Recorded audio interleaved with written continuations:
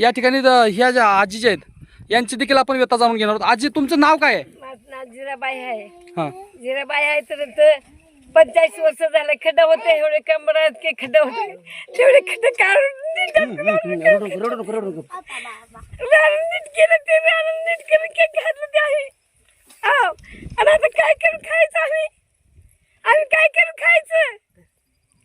तेवढे याच्याने खड्डा होते, कमरा खड्डा होत, तेवढे खड्डा माती कुकून गाववाल्याने खाल्ली, तेवढं खड्डा आम्ही नीट केलं, नीट करून आम्ही करून नीट अटके करून खायला लागलो. आता हटवायला लागले आणि आता हटवायला लागलं, तिला बिन हातून घ्यायला लागलं महागारी. आम्ही जायचं कुठं? आम्ही कुठे जायचं? आता जर समजा या ठिकाणी सौर ऊर्जा प्रकल्प झाला हं. तर तुमचं पुढचं दिशा काय असणार? तुम्ही पुढे काय करणार आहेत नेमकं? आम्ही पुढचं काय आता काय केलंय, आता रानं मी नीट केलं, रानं नीट करून खायला लागलं, ते नीट करून खाऊन द्यायचं नाही म्हणल्यावर आम्ही कुठे जाऊन जगवायचं?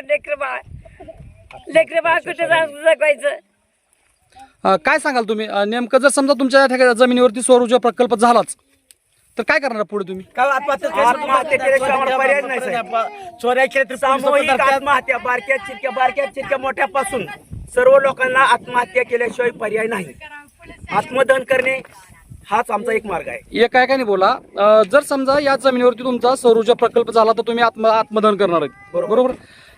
जर समजा या ठिकाणी तुम्ही आता शासनाला विनंती करताय की या ठिकाणी सौर ऊर्जा प्रकल्प होऊ नये म्हणून, तुम्ही कायदेशीर लढाई काय म्हणजे निवेदन मोर्चा वगैरे काय करणार आहात का? किंवा आमरण उपोषण वगैरे? आमरण उपोषण पुढची दिशा मोठी राहणार आहे. एक तर आत्मदहन होणार, दुसरी अमर उपोषण. इथं नाही जमलं आझाद मैदानापासून आम्ही जाऊ, मुख्यमंत्र्यालयापासून.